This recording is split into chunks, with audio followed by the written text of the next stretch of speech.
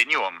We are unable to get to the phone right now because we are busy living in a plane of existence your feeble mortal minds cannot possibly comprehend. Furthermore, it's pointless to leave a message because we, of course, already knew that you would call, and we simply do not care. Have a nice day. UFP, the United Federation of Podcasts.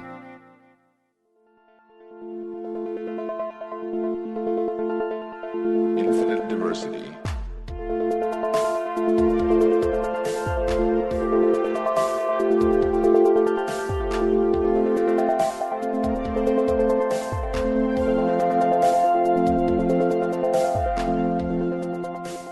Live long and prosper, and welcome to Infinite Diversity, Star Trek Universe podcast here on the United Federation of Podcast Network. I'm your host for today, Thad, and joining me is my co-host, Chrissie. Brandon isn't here this week because he's in quarantine for his upcoming space launch. Chrissie, how are you today? I'm doing all right. I'm glad not to be in quarantine for a space launch. Much as I love the idea of being an astronaut, just not yet. Not yet. How are you doing, Thad? I love the idea of space and wanted to be an astronaut as a kid, but I think as an adult, no, that's probably more than I am able to do. But that's why I admire the people that do it so much. Yes. I'm doing pretty good. Managed to kill the Borg Queen, so, that helped. Awesome. There's only one E in there, right? We'll find out. All right. And also joining us today is a special guest, Jenn Tifft. Welcome to Infinite Diversity. Thank you so much. It's great to be here. Before we jump into our topic for today, we'd like to take a moment to thank our Patreon patrons who make our show possible, particularly our associate producers, Justin Oser and David Willett. Listeners, we'd love to add your name to this list, and we can do that with your monthly subscription of just $10 at patreon.com/UFPEarth.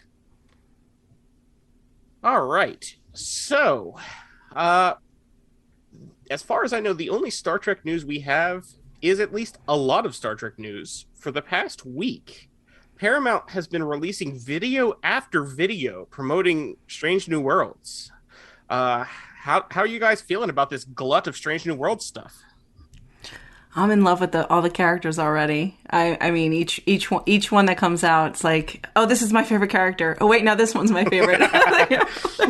They're just all so brilliant, and just the look of the show is just the colors, and it's just so cinematic, and it's beautiful, and it's just making me very excited for May. Big same. I love it. I think. For me, since I saw the video featuring Hemmer, the Enar engineer, he has stayed my favorite character, and I think he will probably be my favorite character on the show. But we'll see. Yeah. But I especially enjoyed the fact that in all these character videos, they even had one entitled "Meet Spock," because we've never heard of this character before. Who's that? It's beautiful. But I like that, it's open to anyone. Maybe there's someone watching where this will be their first Trek. That's entirely possible. I'm sure there is. Possible, yeah. Yeah, I agree with you, Hemmer. He's just an engineer to the core, and it's going to be very interesting to see how being in Niar. That's how you pronounce it, right? Enar, I think. Enar. Thank you. how that affects everything that all the choices he makes, which I think that's going to be really interesting, and I'm glad to see some good disability representation. Yes, with him also, which is so great. He's great. Yeah. And he's following in the footsteps of an awesome blind engineer, so, That's right. Exactly. Yeah, and talk about engineering, just the sets that we've gotten glimpses of, too, are just incredible. I know there were, the usual crowd on Twitter that freaked out about the engineering set back when they did the short trek, and they showed that brief shot of the engineering set that I liked it too, but there were the people that will always were complaining that it looked nothing like TOS, and they're still going to complain about the new one too. But I think what we saw from that brief glimpse there was it looks a lot more reminiscent of the TOS set now. I think they did a nice job with the way they, you know, the way they designed the warp core and the, you know, the pylons and the, you know, the power transfer conduits, and how it really does. It is very reminiscent of the original series without being beholden to that being a very low-tech set, you know? I think they did a nice job high-teching that setup, and it looks nice. And it also does, it is reminiscent of Asknaut, I think, you know, which was a little bit less feasible of a place, like, as an actual television set, you know? Because the catwalks were ridiculously high. Make that entire set for that 15-minute short set? The CGI was pretty good, but it's a lot less feasible to have all these, you know, all these floors, all these decks, you know, with the catwalks, and but I think they did a nice job of combining the TOS and combining the Asknaut and making a really neat set, and they've done that with every other spot on the Enterprise. You know, as far as I'm concerned, it looks great. I agree. And I was excited today, just a couple hours ago, they dropped the full trailer for season 2. Or season 1, sorry. Get ahead of ourselves. And yeah, I'm excited. I mean, I've been excited since they announced it. I've been excited since before they announced it was happening, and we all knew it was going to happen. So I'm... Since we saw Hanson Mount step off that transporter pad on Discovery. And I am very excited now. I will obviously be, you know, watching that immediately. Will... I'm still crossing my fingers that we might get to see the first episode in Chicago. Especially because we got the trailer today. If we hadn't gotten the trailer today, then what they might have just done was the trailer in Chicago. But we just got the trailer. Yeah. So now we're at the very least going to get a scene or two. And I'm hoping that we'll get to see the whole episode. It's a reach, but, you know... Could happen. It's in the realm of possibilities. Didn't they do that with Discovery at the London convention, and that was part of why the shift away from Netflix was such a mess? They did it with... or was it only scenes? I don't know if they did it with Discovery. They did it with Prodigy. Oh, okay. Which was also the only... So it's possible. But that was after it had already aired in the U.S. That was like a week after it had first aired in the U.S. Oh, well, then that's not what I mean. They did do Prodigy a few weeks early at New York Comic-Con. Oh, maybe that's what I'm thinking then. Didn't they do that? I think they did it with Lower Decks too, didn't they? At something. That's possible. I'm not sure. But they.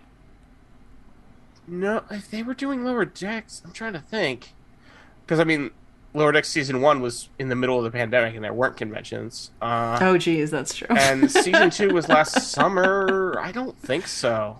I don't think there was a preview for Lower Decks. Just Prodigy. I know Lower Decks started, like, the first episode of Lower Decks dropped the week of the now unofficial con of Star Trek Las Vegas, but I mean that didn't matter because that wasn't theirs. Yeah. Gotcha. But no, I don't think so. But the fact that they did Prodigy a little early at New York Comic-Con means that it's not without precedent. They've done things like this before at cons. All the way back to the 90s, they would sometimes show episodes early at conventions.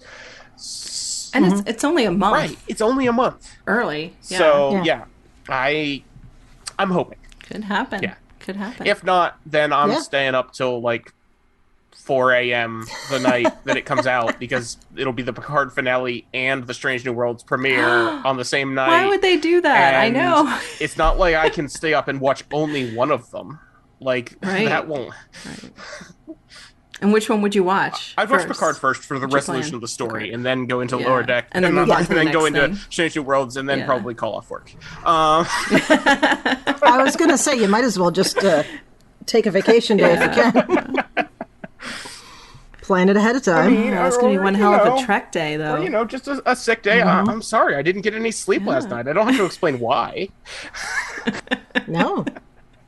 You don't have to say that you set an alarm specifically to wake up at 2 o'clock in the morning. Wake up. That's adorable. As if I could fall asleep when Star Trek's coming. Especially a finale and a series premiere. Exactly. Yeah. All right. Well, I love that they put out these 30-second bits of everybody, and just I like all of the characters that we've seen. It's going to sound strange, but I feel like Christine Chapel might be a little too happy, bubbly. Bubbly is the word, not happy, because people should be, but she's really, yeah. She has a personality now. About that. Like, she didn't have much, because maybe that's it. In TOS, to be perfectly honest, most of the characters had very little personality in TOS because they didn't have enough time for characterization for most of the minor characters. The only personality trait that you can give to Christine Chapel is that she was in love with Spock in TOS. Like, can you think of any other thing to describe her? Yeah, and she always did have a little bit of a melancholy about her, too, which I think is what you're saying. And now, but even people that have because she had unrequited feelings. I mean, it was unrequited feelings for Spock. Plus, remember, in season 1, she finds out that her fiance is dead. Right. And that hasn't happened yet. So, like, that's sure to make someone a little melancholy. Oh, okay. There's a plot reason then. I'm okay with it now. I mean, hadn't occurred to me. That happens to people. People, especially when they're young. Like this, Christine Chapel is young and fresh faced, and ready to take on the challenges of her career, and with this actually people that start out like that frequently. Oh man, are we going to get a What Little Girls Made of prequel? Are we going to meet Roger Corby before he becomes an android? Ooh, interesting. That'd be cool. Who knows? Who knows what they're going to pull from? That. I mean, whoever thought Assignment Earth would be important. Yeah, no kidding. I love that. All right. Well, on that note, they can pull from anything. That's a good transition. Let's talk about the real reason we're all here to talk, which is this week's episode of Picard, Fly Me to the Moon. What are your overall thoughts? What'd you think of the episode? I mean, I'm really happy with where the season is going in general. I'm thrilled. I'm all in on this season. This episode and the previous episode are a little bit more of like, I don't want to say filler, but it's more just like getting them where they need to be, for the more like exciting, stuff. The middle of the arc. So it's not, it's not like my favorite episode of the season so far, but I love where all the plot lines are headed, and it was good. It was I'm all in. How about Chrissie, you guys? how do you feel? Oh yeah, same thing. Great episode overall. I feel like we now know why Q holds Picard so responsible for the changed future. Okay, because of how important Renee Picard is. So, because like there was that whole thing in the first or second episode, whichever one it was, where he was like, "You should be asking forgiveness. You should be performing penance," and it's like, why? And now we can see that he's connected whatever it is that Renee does with Jean-Luc. And I hadn't even so that was bugging me. That. Yeah.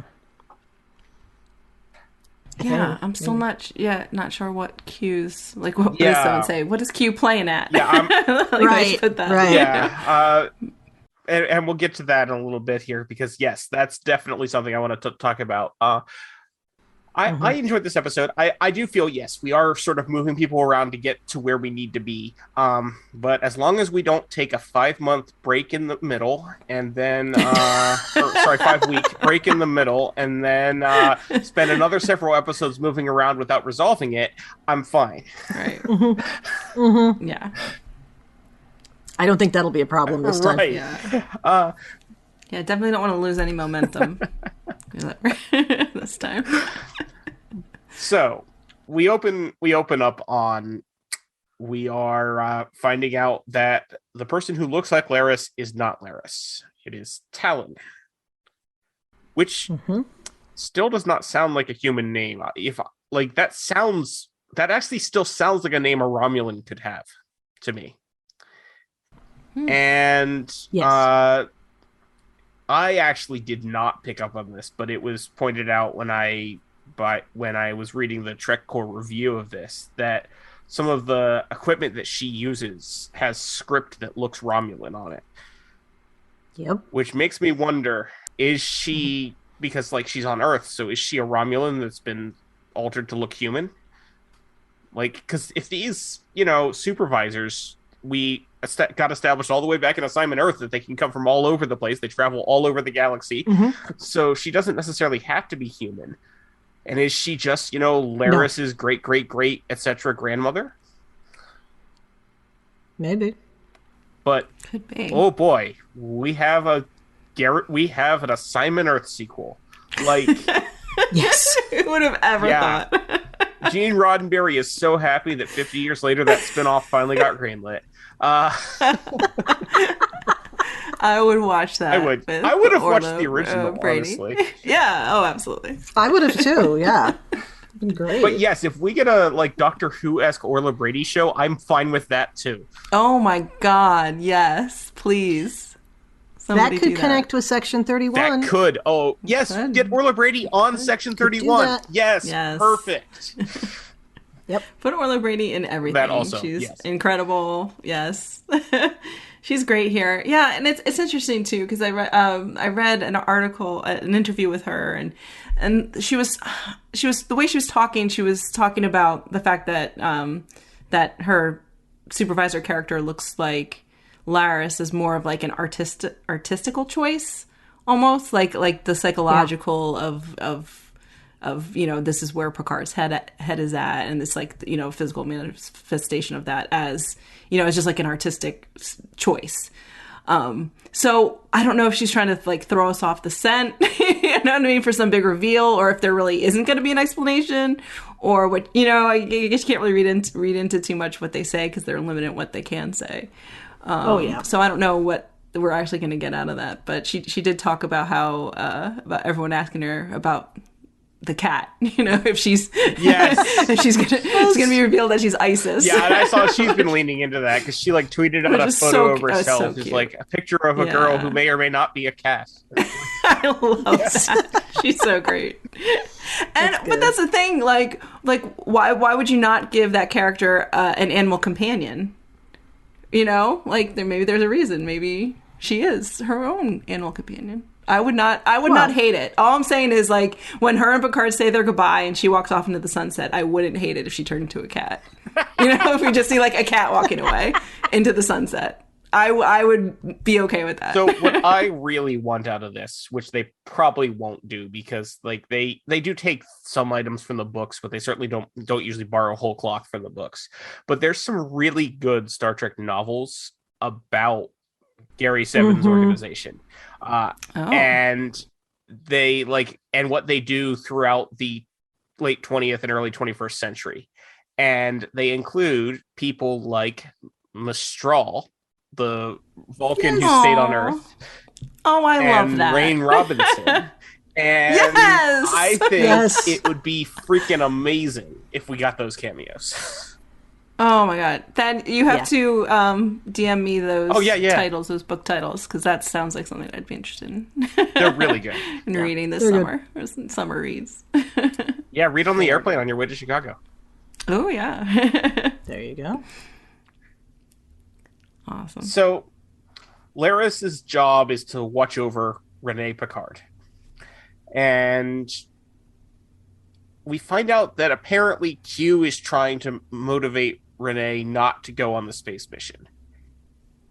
And I'm really curious what sort of 12-dimensional chess Q is playing here. Because if Q really wants Rene not to go on the mission and then change the timeline, why did he bring Picard back to try to keep the timeline from being changed? What is happening? Yeah, or is this just a setup to mess with Picard? Is it all just messing with Picard? It's possible. Yeah. I mean, there's obviously something else going on with there's Q. something else happening. Yeah, because he can't do his snap. He can't snap, and so what? Yeah. trying to wrap my head around what's happening here, and it doesn't, like, there's pieces of the puzzle we don't have. But it just doesn't make that much sense that why is Q actively trying to sabotage what Picard is doing when he also was the one that brought Picard back to do it? Yeah. I don't know. That's unless, and I just thought of this right now as we were talking, so it's not fully formed thought, but are we dealing with two different Qs? That's also possible.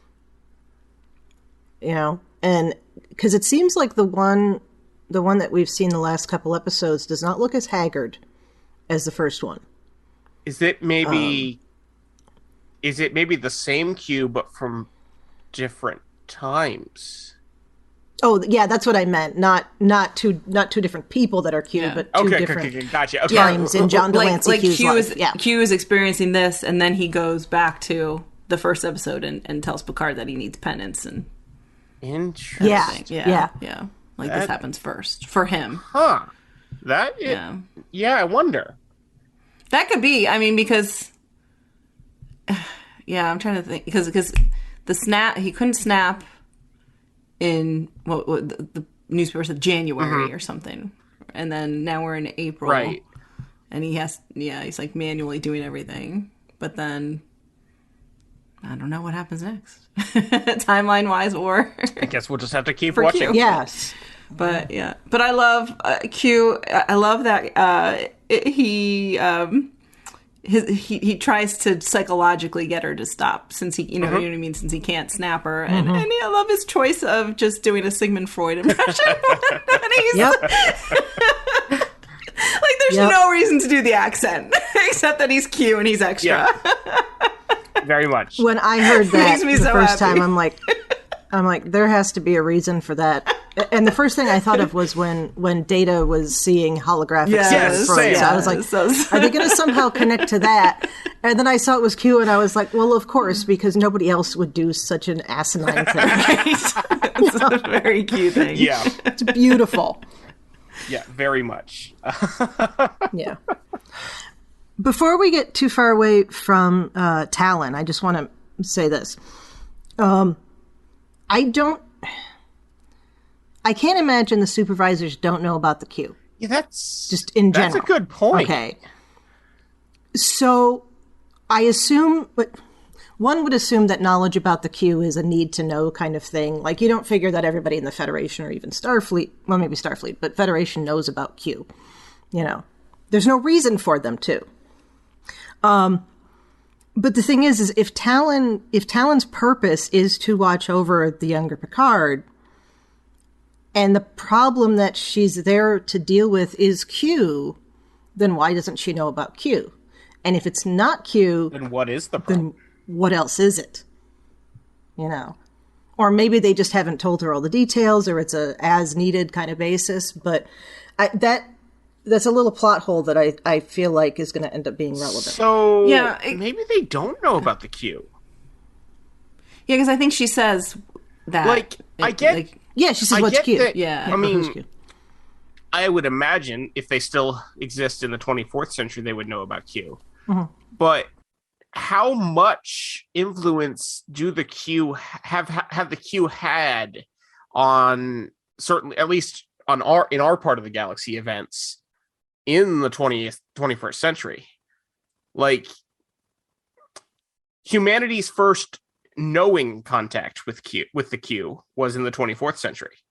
I mean, we know from Death Wish that the Q that at least one Q was doing some, stuff on Earth before, but play acting Isaac with Civil War, yeah.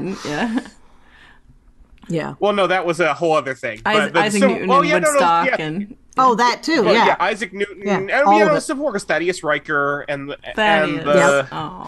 guy at Woodstock, but the chick with the van. That's funny that all three of us came up with a different element from that. That's good. I like that. But so you were saying that. Go ahead. I'm wondering, they may not know about the Q. The Q may not be a big player in events at this time. The Q may have their eyes somewhere else.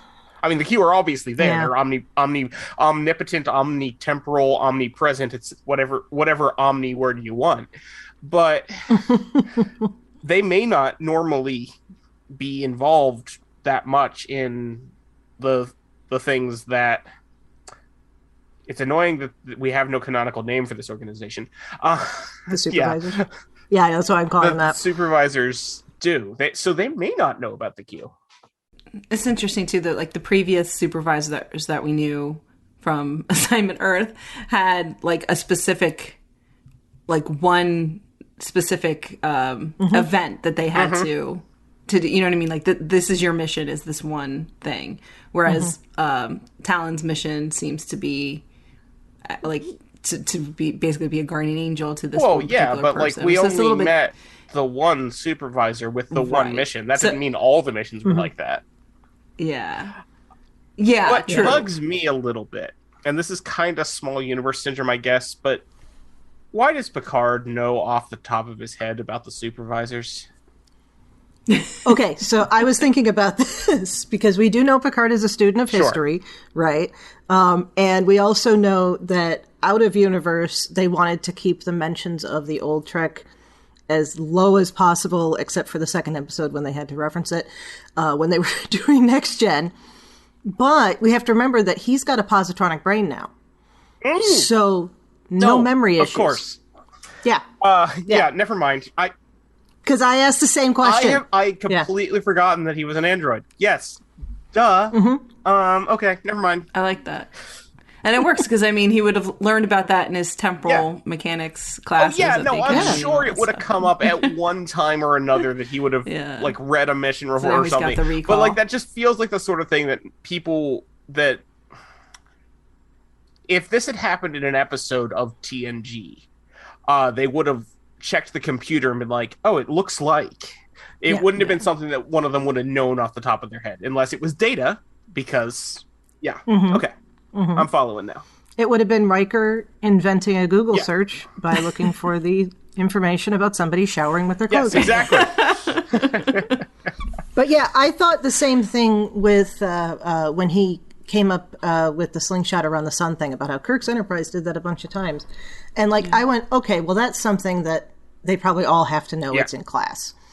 And then he mentions Kirk again this time, and I'm like, no, he's got a positronic brain now. Yeah, the fact that he brought up I didn't think Kirk's of that until the second Enterprise again, watch. I'm like, this is, what, does he watch TOS? What's going on here?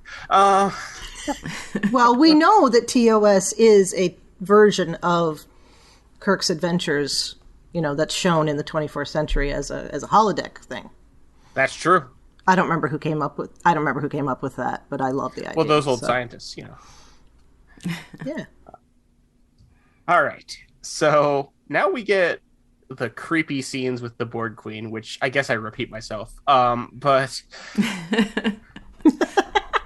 yeah. So the Borg Queen, it's a bit amusing how she tries to get. I'm a little annoyed that all she has to do is ask the computer to interface with the cellular network, and it just does it and gets her an operator. That seemed a bit, but okay. But why? It's such a primitive system. I guess, but you know.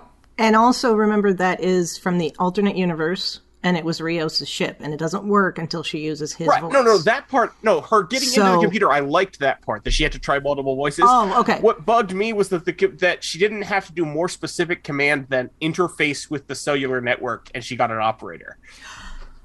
Oh, gotcha. Okay. No, you are. Yeah, I'm with you on that one. Yeah. But it was clever, and she, brings in the policeman. Or the gendarme, I should say. And yes. Monsieur de Clerck, which I thought was nice. And I like when she's like, nicotine addiction. I can help with that. Yes. It's beautiful. See, she's helping. Yes, helping. She's yeah. So what do we think about the Borg Queen?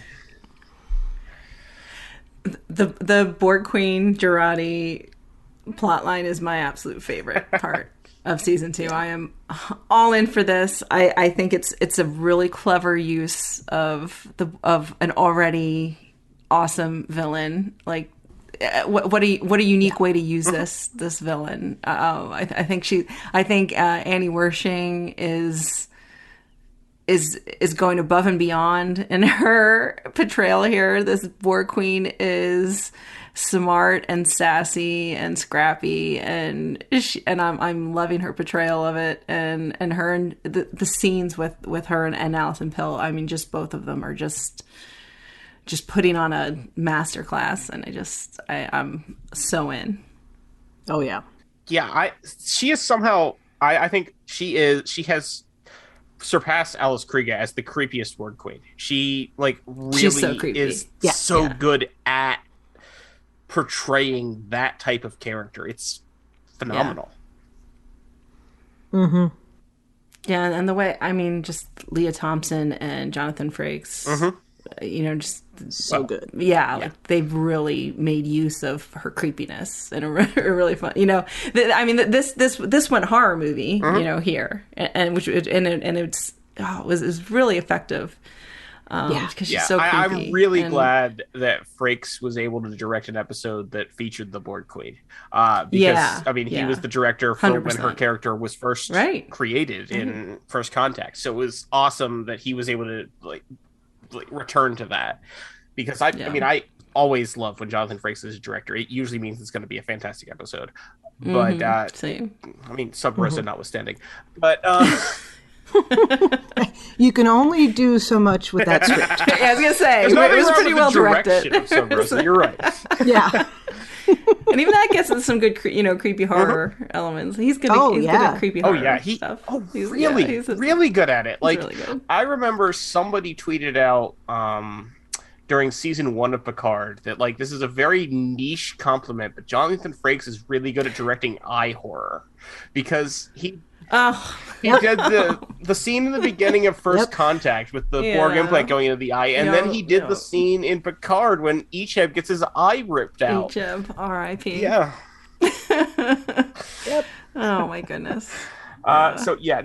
He's good with this. Is I think. Yeah, and I thought it was a really neat way, using taking a hostage basically to call Girardi's hand. I thought that was really a good way, an interesting way to do it. Like she managed to lure this person. She's very resourceful to manage to lure someone here to use just as a pawn to for Girardi. That's interesting. Yeah, because I was wondering why she didn't just assimilate the cop and then go from there and have the cop go find her legs. That's not what she wants. Or just use the cop's legs. Yeah. She or wants just Girardi. Yeah. They have something. Well, she could have assimilated the cop and had the cop go and assimilate Girardi, though. She just wants Girardi. Yeah, I don't think she wants Girardi assimilated so much as she wants Girardi to be the next queen. I think that's probably true. But yeah. So what bugged me about this, why is it that, and this is assuming we have interior thought information, okay, but why did not Seven or Picard consider that Girardi might have been compromised after this? Because that was exactly what Picard was concerned about when he hooked her up to the Queen in the first place. So I feel like, again, there's a little plot hole here, but there's probably a reason for it, so... Well, Girardi lied to them, too. Yeah. She said, yep, I just stood far back and I shot her and she died, and that was it. Yeah, I think that's true. You know what I mean? The Borg Queen wasn't dead. Yeah. He probably would have, but the fact that she was dead. Yeah. Although if she had stood that far back, she wouldn't have gotten covered in blood, though. Oh, yeah. Well, no, that was also from fixing the guy. Right. Yeah. Like she had to surgery all over that poor cop guy. Except for the spleen. Which is in a box. Couldn't save the spleen. Yeah. You don't need that anyway. I mean, I guess if there's going to be an organ you can't save, it's luckily spleen or the appendix. Whatever. Yeah. I'm on the opposite side of that with you though, because I feel like with the Borg Queen dead, that should make them think that there's all the more reason for her to have tried to compromise Girardi. So, We'll see. I think Picard just had a lot going on too, because remember, like he brings Laris, he brings Talon in. He's saying all this great stuff about his crew, and she's like, "Oh, you mean the people dragging a dead cop carrying a dead cop out the door?" I love it. I'm sure he's not dead. There's got to be a reason. That was beautiful. That was really well done. That was absolutely beautiful. But yeah, I think at this point, I mean, he doesn't have time to, to look further into the surface of what happened with,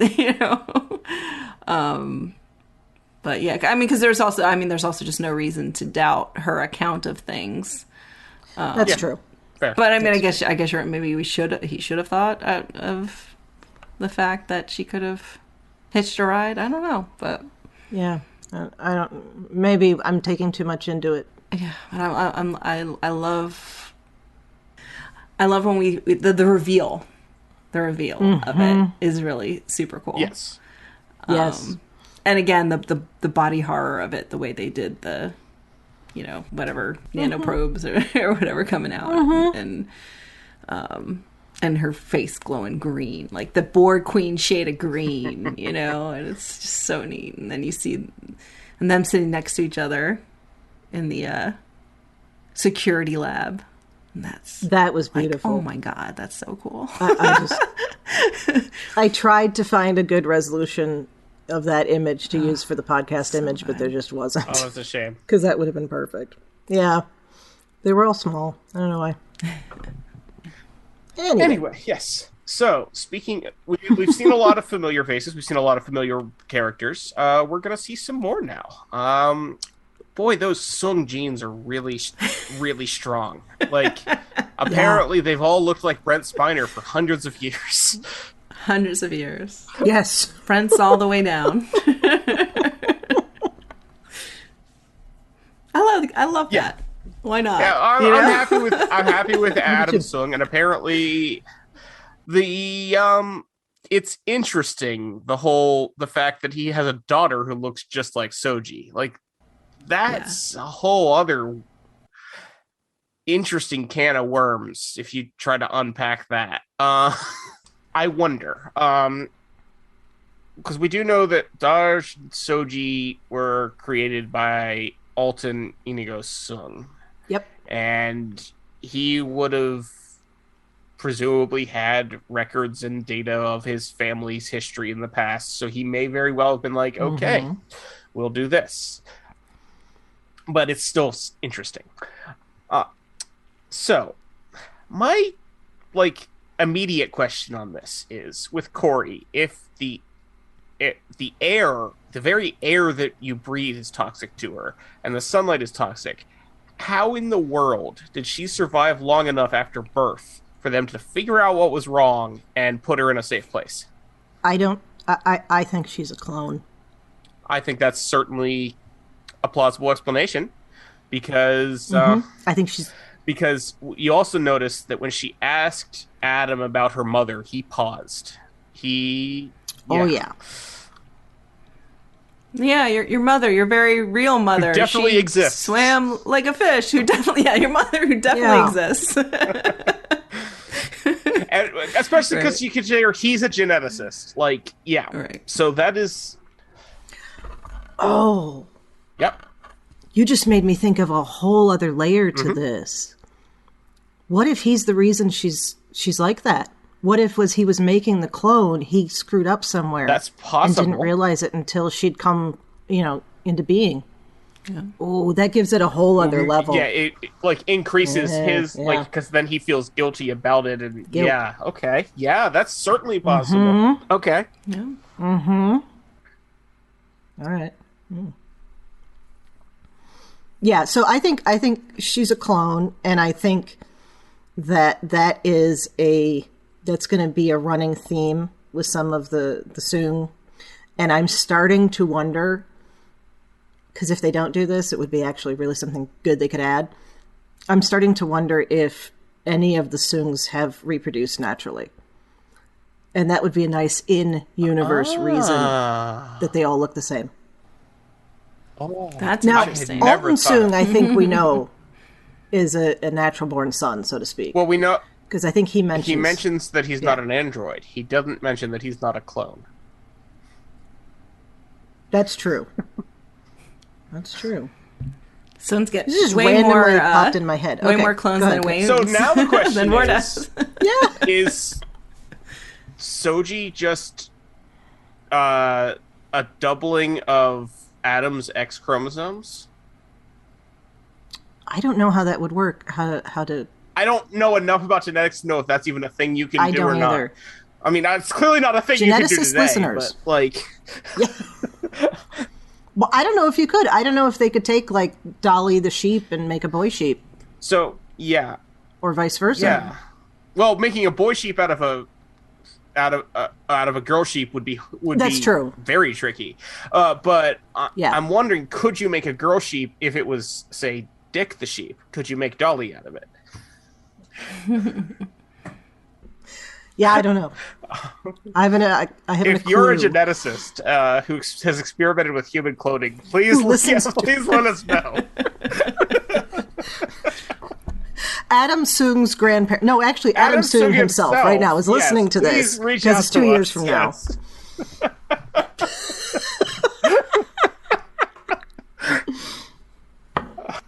All right, so that's my theory. I don't think she can. I think if you have somebody with that much of a genetic issues, that air is a problem and that sunlight is a problem, that's not a pregnancy that's going to come to term. So I don't think she came. And even if the pregnancy came in to the term, usual way, like the instant they were born. Right. Yeah. Right. So that's why I feel like that definitely seems. Yeah, at that plus the yes, your very real mother. Yeah, like a mermaid. Yeah. That's a real thing. Yeah. Beautiful. So, all right. So, well, I think too. I think having Issa Briones be the daughter / clone or whatever. I mean, that could also be an artistic choice that I'm okay with. Absolutely, not having the explanation for. Yes, because I love seeing more Issa Briones. Yeah, because she's excellent in the role. Perfect. Yeah. No, that's fine. It's just there's a whole lot of interesting things to unpack about the implications of her looking like Josh and Soji, and all the other ones. But the important thing here is we've got Adam Soong has just been gone before a science review board or something and been told that he cannot do genetic experimentations on soldiers because that's what he was doing. Are we looking at the eugenics wars here? That's what it seems. That's where it seems like it's going, huh? I mean, they've made several mentions of the records of this timeline being very spotty. Yes. So maybe they're... they mention that, and yet then in that scene where Picard says that, he then gives a very specific description of what happened. Okay. Let me put on my historian hat here, okay? Because there are eras for which we have spotty records, but we also have one chronicle that very much tells us about all of these things specifically. Gotcha. So that is possible. Also, we skipped over that. We should actually mention that because I feel like I haven't seen anyone talking about this on the internet. I haven't, because most of the Twitter discussion has been about Soong, which is not surprising. And Q, obviously. But apparently Renee Picard finds a sentient microorganism? Or she believes it to be sentient. Right. Yeah. And not finding that sentient microorganism is apparently what breaks the timeline. So what on earth is this microorganism and what does it do? It's not on Earth. Well, not yet. Sorry. Okay, yes, fair. No, that's fair. Technically correct. The best kind of correct. I know. I was wondering about that too.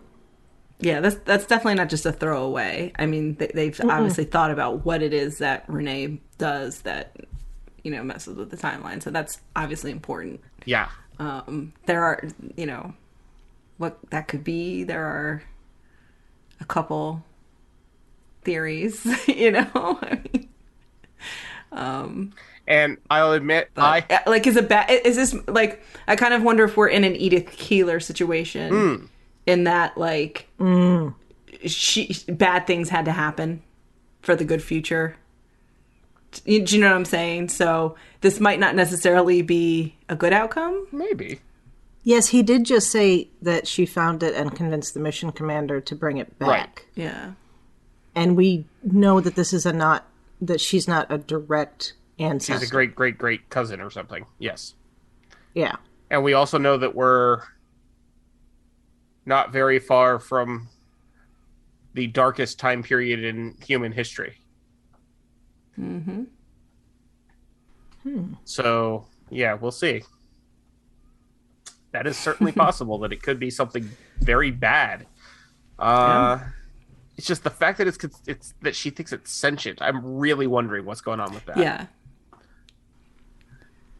It's the sand things, the little blinky light sand things from Home Soil. Ugly bags of mostly water. Home Soil, yeah. Yes, that. It's them. I love them. I love that episode. I wish them. It's one of my favorite season 1 episodes. Same. It was a good episode, yeah. It's basically just Devil in the Dark redone, and it's great. Yeah. So, we should also mention that before we get to the finale of the ultimate scenes of this episode, we do also finally break Rios out of ICE detention. Yes. Oh yeah. Which I thought that they handled perfectly by forcing the bus to stop technologically and then just basically staging a breakout. Yep. It was very satisfying. Yes. And no butterflies because it could have broken down. Yeah. Well, so. Well, I love that. It's like, we can't use a transporter because that could mess with the timeline. But we can release this whole bus worth of prisoners. I don't have a problem with them doing it, but I'm like, it is. I feel like there's so many things here that mess with the timeline, even if you don't show technology. Yes, showing future technology to these people is bad, but I feel like all of these things can mess with the timeline. Like, those people on that bus just escaped and ran away and can now do things that they wouldn't have done in the original timeline. I mean... I was going to say, but I also don't care. No, same. Because, guys. Oh, yeah, no, absolutely. I'm with you on that. 100%. What I'm saying is, I get your point. They have changed the timeline. The timeline is not the same as it was before. Right. Okay, so ICE, terrible. I thought it was a very nice characterization that the ICE officer could not understand Spanish. Yes. Because, of course he couldn't. Because we know that's how it is, and he's telling him to shut up, and they're perfectly comfortable speaking, knowing he doesn't know what they're saying. But, okay, so we have to think about what kind of time travel we're dealing with here. Because there is the time travel of the step on a butterfly and everything's destroyed. And there is the time travel of fixed points and people. So if we're dealing with a fixed points and people, which it appears we are, then maybe the other isn't going to matter. Okay. You know what I'm saying? I'm kind of mixing a little Doctor Who here, but I think Star Trek has used this to its advantage as well. So, I mean, there have been plenty of times, because... what they did in First Contact would have changed the timeline too, because there were people that there were people who were not Zefram Cochrane that still died in that Borg attack. But so I mean, yes, that's fair. But also the original Star Trek does have if we go all the way back to I always get them confused, but I think is Tomorrow Is Yesterday. Is that the one where they go back in time and accidentally abduct an Air Force? Yes. Okay. Yeah. And then they Matt Christopher. Yes, and they have to return him because it turns out one of his descendants is going to do something important. Like, so, like, sometimes they do follow that. So that's why it's interesting. Yeah. But, yeah. But he could be a fixed point in time. That's true. You're not wrong. Because obviously the guy who obliterated himself with Bones' phaser and sitting on the edge of forever didn't matter. So. Yup. Oh, yeah. Okay. Yeah. Yeah, I'm always willing to just go with the flow with time travel, you know, and especially when we get a scene like this where they, you know, where they release everybody from that bus. To quote Catherine Janeway, it's easier if you just ignore it. Exactly. It all gives me a headache, you know, to think about. And she is not wrong with that. Yeah. So yeah, and but like I really enjoy Raffi and Seven. Their dynamic, and I think especially when they're coming from two different sides of what to do. Yes, in this case I've been enjoying them very much all season. With them. Their constant back and forth on this. Their back and forth dynamic that they have is and I was taken aback when Seven name drops Gabe. Yeah, because that. Her son Gabe, because I that was that's what to honor. I mean, that's why Eleanor is affecting her so much too, because she's thinking of Gabe as well. And I thought like this is a person who knows Raffi so well. She knows exactly what is going on with her, and she's not afraid. She doesn't tiptoe around her, which is something that I really like about their relationship too. So I thought those scenes with them were really strong. Yeah, I think so. And I'm glad we got to see. I liked that I liked that she saw the one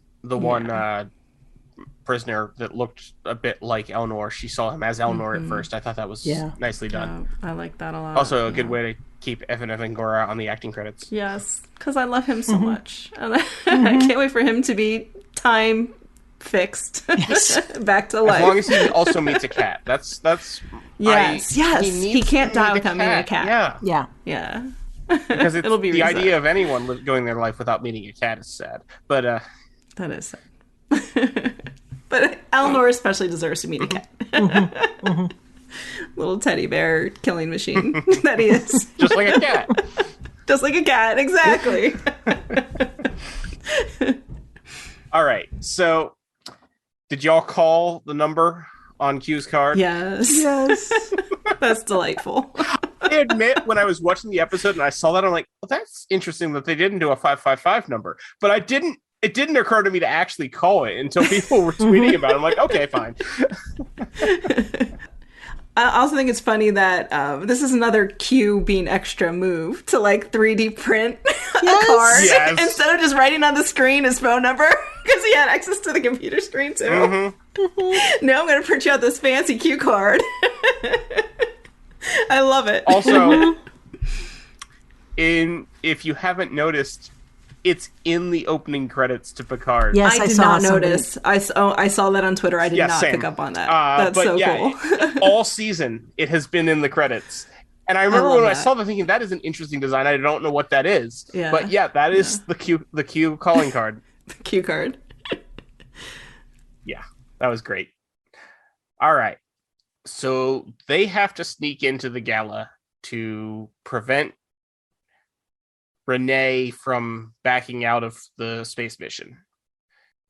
I like that we basically are in a heist movie now, where everybody has their job and they've got to take care of it.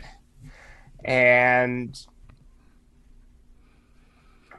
I wonder about the ridiculous security at this gala, though. Like, what?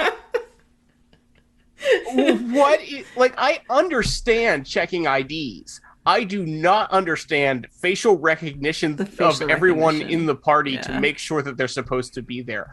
What on earth is happening? Like what's happening at this gala set? Yeah. This is a little bit hardcore. And in the next 2 years, government. Yeah. It's a government function too, which is even funnier because that is not government functions are not like that. no. Yeah, I've been to government parties, quote unquote, or galas, but well, there's some, like but they're usually quite high level. You get yeah, you'd have to be like White House kind even of if like is the president going to this gala and they have to, This is another thing that like I'll suspend my disbelief because I love a good heist. Oh yeah, same. And if they have some technical thing they have to jump through hoops to get into the party, that's interesting for me to watch for me. So like, okay, great, high tech security. Yeah, let's do it. My cynical self says that we can already do this. That is something I would bet money. I would bet the amount of my student loans to that there are places in the world that have Google or Amazon or whoever face recognition, Apple set up already they use that in buildings. casinos. Yeah, they use the face recognition stuff. No, in I casinos absolutely already, believe we can do it. I find it a bit absurd that they are doing it. They would. Yeah. Oh, yeah. See, this is where we disagree because that's I just assume that's going on all the time. I have... Yeah. Not for security at a party, right. though. I absolutely believe there is like just a government recognition out function there, doing that. Mm-hmm. I don't believe that they're doing it as security at a big fancy party. Yeah. It's like a party at like a museum or two. It's just like like a Bon Voyage astronaut party. You know what I mean? It doesn't appear to be like sensitive. You know what I mean? Well, we don't know. We don't know what other things are going on with that. We don't know what else they might be doing under the guise. Right. So that's true. I'm just being contrary, but. I don't mean to just be contrary, but well, that's true. I mean, maybe there is a reason there's this extra high tech security for this party. Who knows? Yeah, but like it seems like the security people, like after they capture her, they I think they just think she's just some party crasher because they're saying she's probably from Newport Beach, which I looked it up because I'm not from California. I have no idea what that means. It's a rich vacation town in Southern California, so they just mean she's just some rich person who crashed the party. They don't think she's like an agent of espionage or whatever. Right. No, and that's what tells me that they're used to doing this. Okay. Yeah, because I saw someone on Twitter say, because Newport Beach doesn't mean anything to me either. Someone said like that's where the Karens live. Yeah, that's basically the impression I got when I looked it up. Yeah, we're going to get sued. It's where rich white people have their beach houses. Right, right. Well, so that's like, are we going to get sued or whatever? I don't that whole party thing. The thing about the was it radio transmitter invitation? Was that I don't remember exactly what they called it. But did you get the impression that they were scanning people's arms? As opposed to like a phone or a piece of paper. I thought they had wristbands. Yeah, I think they had. Oh, yeah. Okay, then I missed that. Yeah, I'm pretty sure they were wristbands. Okay, I could be wrong about that though. I think I missed what that. It was. Yes, they were scanning a wristband.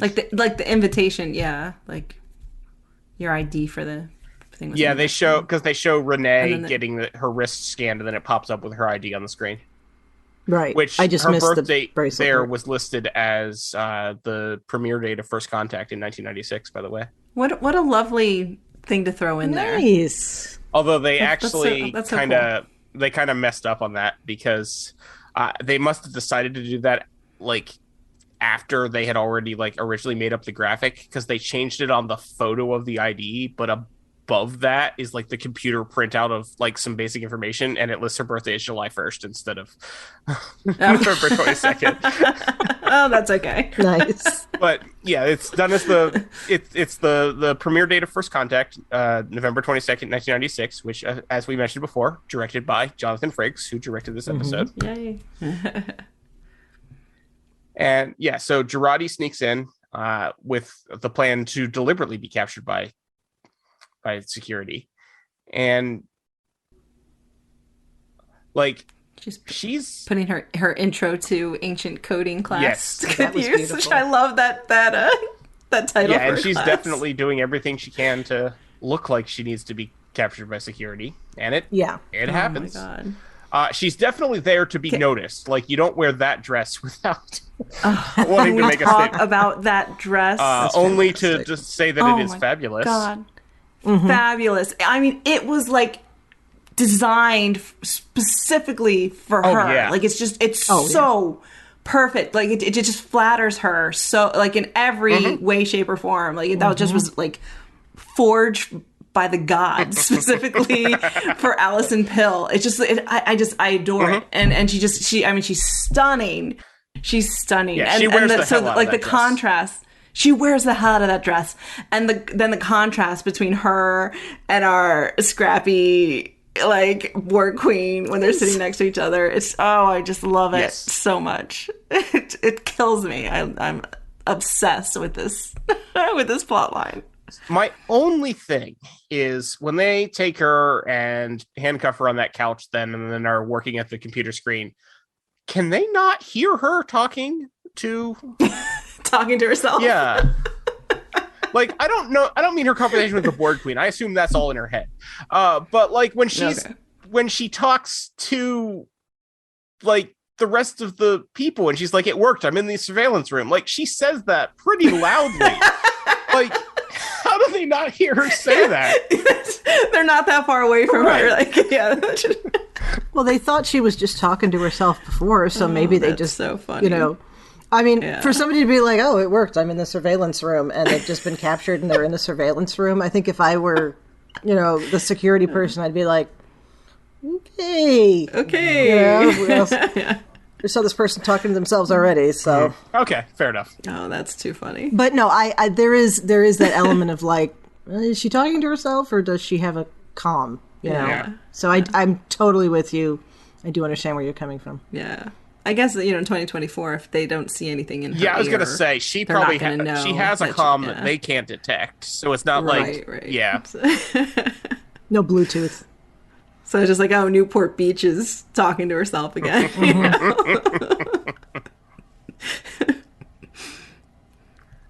All right. And then we find out, yes, the bombshell is the Bird Queen's not really dead. She's inside Agnes. Dun, dun, dun. And that's the end of the episode. That's how you end an episode. That is how you end an episode. That makes me want to see the next episode right away. Very much so. I'm looking forward to that, but we do sadly have another week to wait. It's coming out while we're in Chicago. All in Chicago. It is coming out. We're all in Chicago. We're traveling to Chicago, most likely. Yeah. Right. Yeah.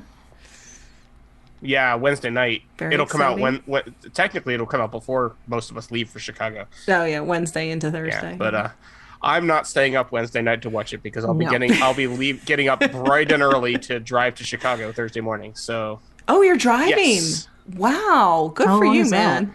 9.5 hours without stopping. So I'm estimating probably about 12 hours with stops and the inevitable delays. But I'm a group of us are going.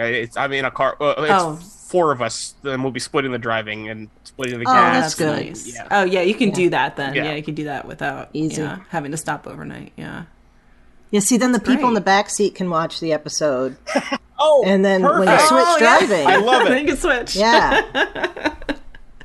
But then you have to hear people's reaction to it. Be like, oh, or woo, or no. Wait, what happened? Yeah, what happened? Run into the wall. No, don't do that. Oh, that's funny. Oh, that's great.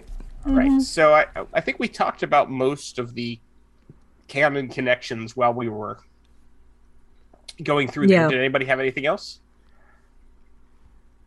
I have one. Okay.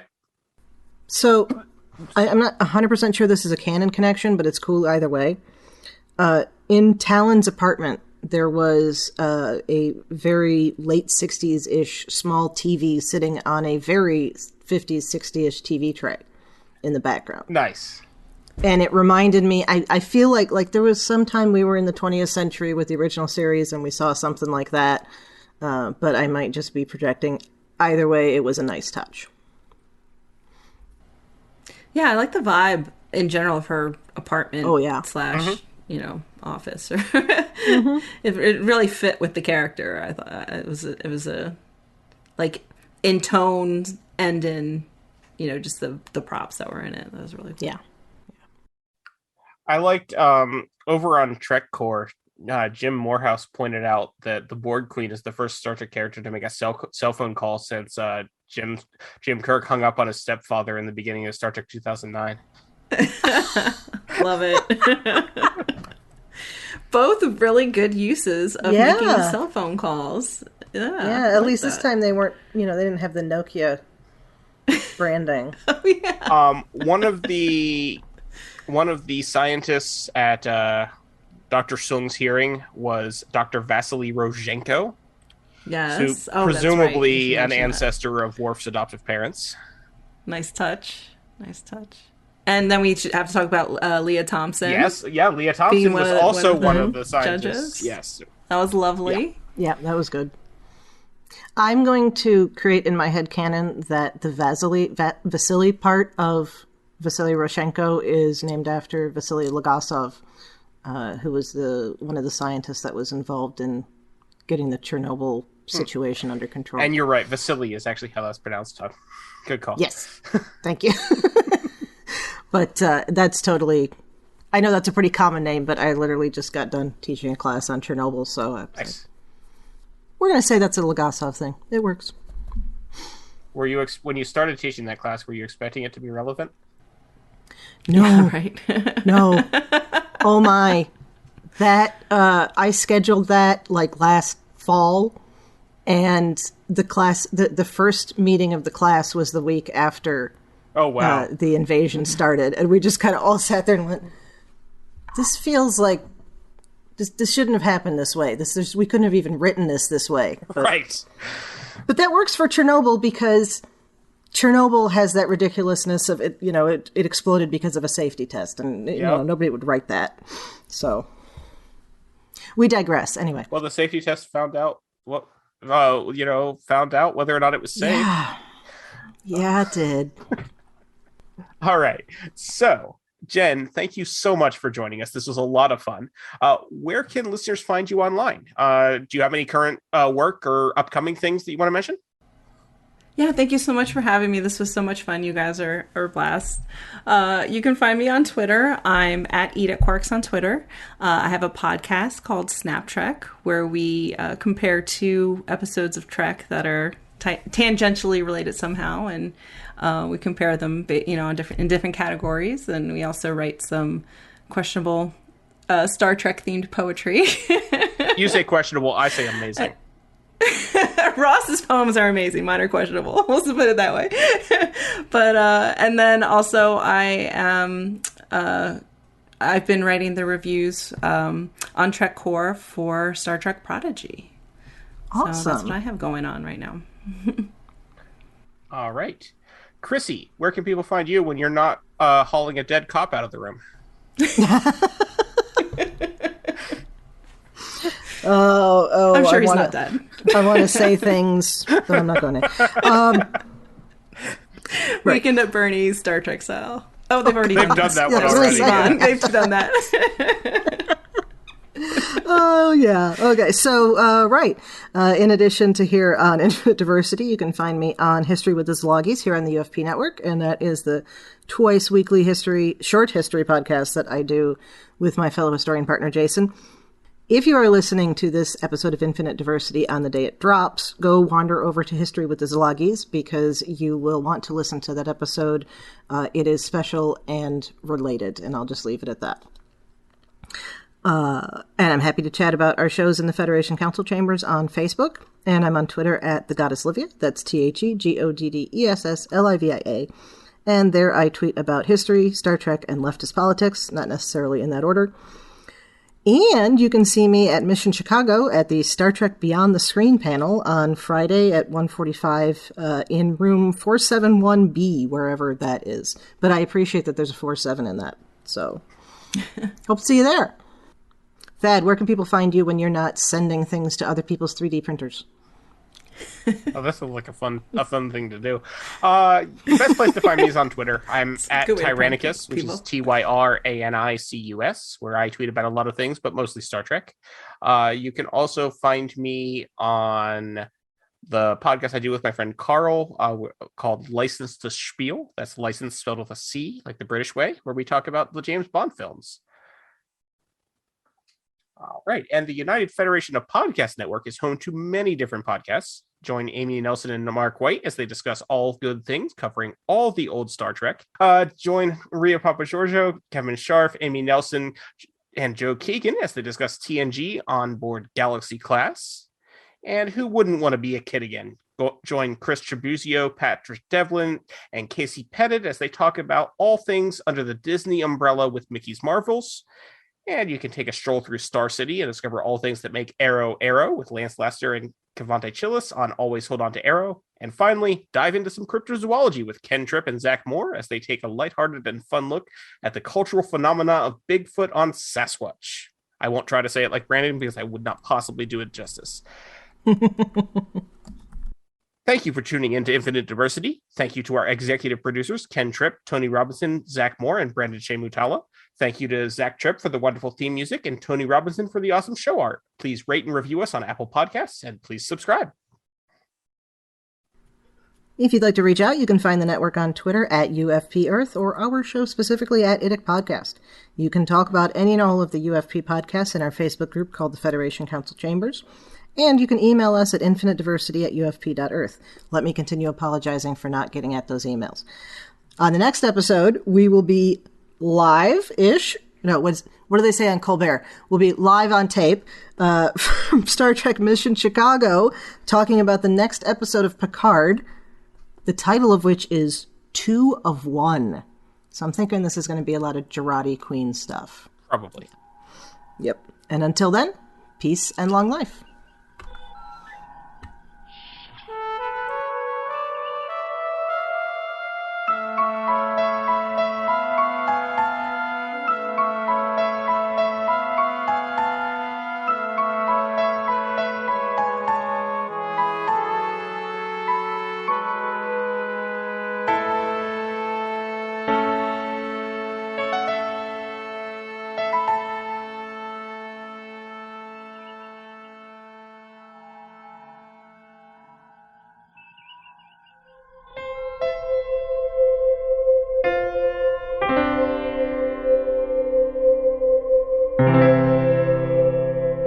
This has been a production of MTMR Media Works.